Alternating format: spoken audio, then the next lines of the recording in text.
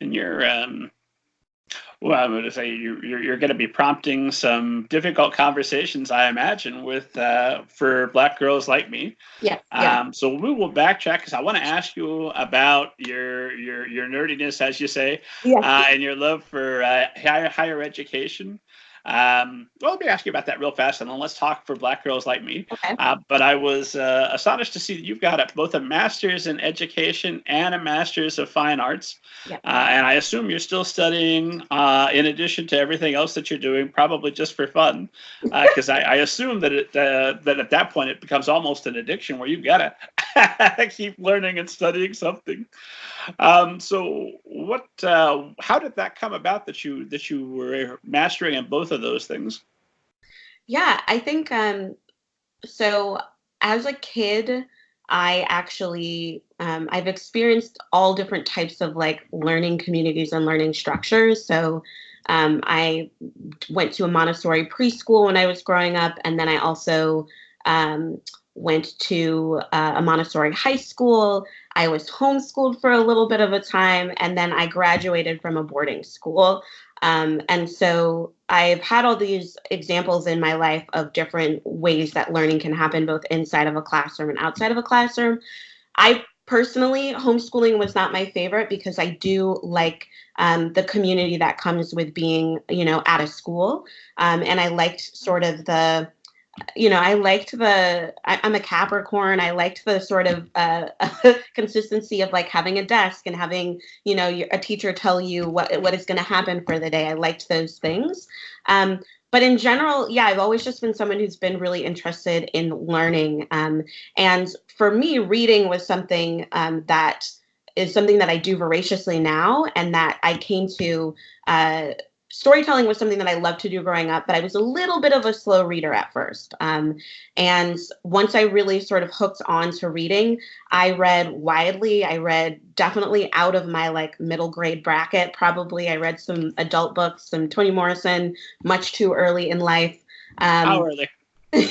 I would say that I feel like I found The Bluest Eye when I was like 12 or 13, which, I mean, I was a middle schooler, but The Bluest Eye is a pretty tough book in a lot of ways. And so when I say that it sort of went over my head in some ways, I think that Toni Morrison's like language, and there were some things I just didn't maybe get initially from reading the book at that time. And then I sort of went back to Toni Morrison when I got to college, and maybe a little bit in high school, but mostly when I got to college. And that's also when I started to sort of like reread and devour her words and learn something new from them every time. So, yeah.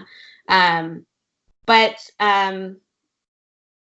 the question about school and learning. Yeah. So, I mean, yeah, I pursued poetry as my first love. And so I always was doing poetry and writing in college, and in high school, I was doing those things.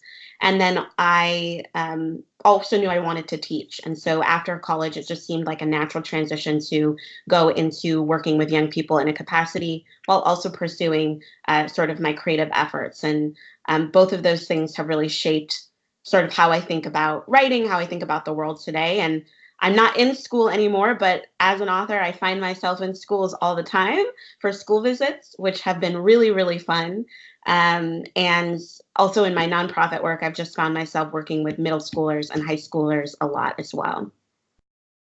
There's some author, and I can't remember who said it. I would absolutely credit them, but said that being an author is like signing up to have homework every night forever. Yeah. It's very, very prescient.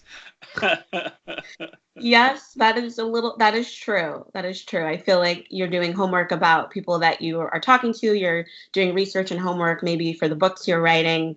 Um, and then just, making sure that when you go into a school, you have it together and that you're talking about things that are meaningful and engaging for young people as well. So let me back up just a little bit, because you said you were a slow reader, and then that began to finally turn around to where you were able to tackle The Bluest Eye, which is an extremely complex book for a 12-year-old. Yeah. On the other hand, I was reading Stephen King about that same age. Not that the complexity of language is the same, but certainly the content Yes. is comparable. What I'm trying to remember. Well, I guess I would have been about 13 when I read The Color Purple. That has some very much some adult content. So, when did that turn around for you? And do you remember what the process was? Because anytime I talk to somebody who was a slow reader, who's now gone on to become an author and a very prolific reader, I know that all the librarians and teachers who are listening are leaning in close, saying, "How can we get students to be future Mariama Lockingtons?" Well, so I think, I think what happened was just letting me self-select. So I think, so my mother actually pulled me out of a school in second grade. And my sister, who's a couple years younger than me, was in kindergarten at the time.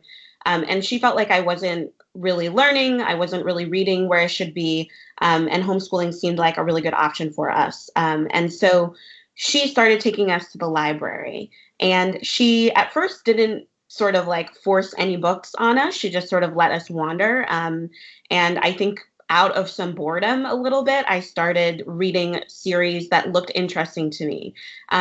They were not necessarily the books that I think my mom wanted me to read, but I got super hooked on like the Sweet Valley High series, and Boxcar Children and Babysitter's Club, and just started reading those voraciously at the library and being really into those. I also loved, Ramona, the Ramona series and those books growing up too. And so those were the books that I sort of started reading. And then and then I think my mom, had her opinions about those series. And so she started to just like slip different classics into my room. And she really wanted me to read The Hobbit, really wanted me to read, The Chronicles of Narnia, different books like that. I remember like Jane Eyre appeared in my room one day when I was a little bit older, just like leaving me other books that she thought I should read. And so, eventually I found myself to some other texts and I found Toni Morrison. But I think when I found Toni Morrison, when I found The Bluest Eye, it was the first time that I had like seen a book with a Black girl so prominently on the cover, and then also the content, even though some of it was going over my head, this idea of being a little Black girl trying to love herself and trying to understand her beauty in terms of sort of bigger societal pressure as well. Did your mother read to you when you were young? She did, yeah. So she did read aloud to us, and so did my dad as well.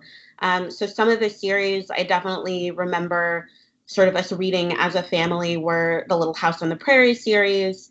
I think we did read some Chronicles of Narnia. I wasn't a big fantasy reader. I really wanted to read stories about girls or young people like me. My sister was more into like Redwall and Chronicles of Narnia and all those things.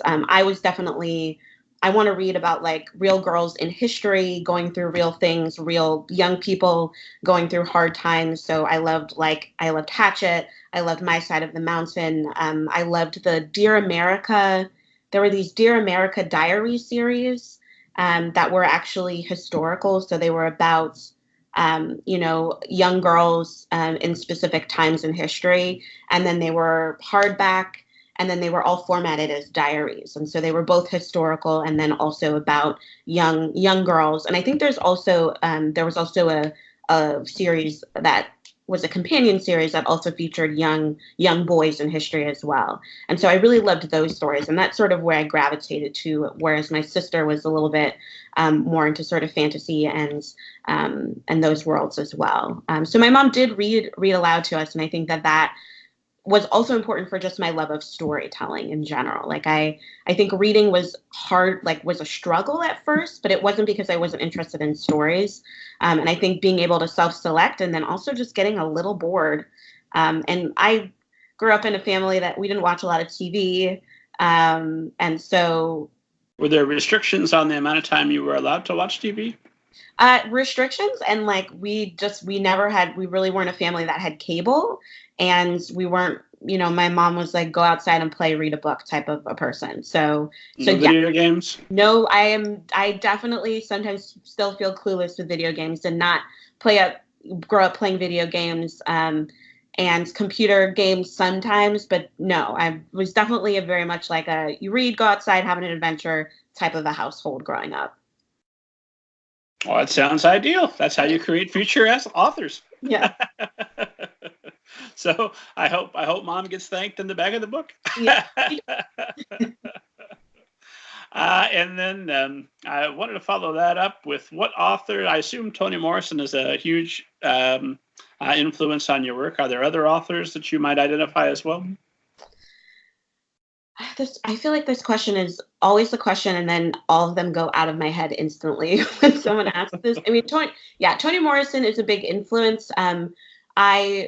I would also say that there are a lot of poets that influenced me growing up, and then into sort of adulthood, young adulthood.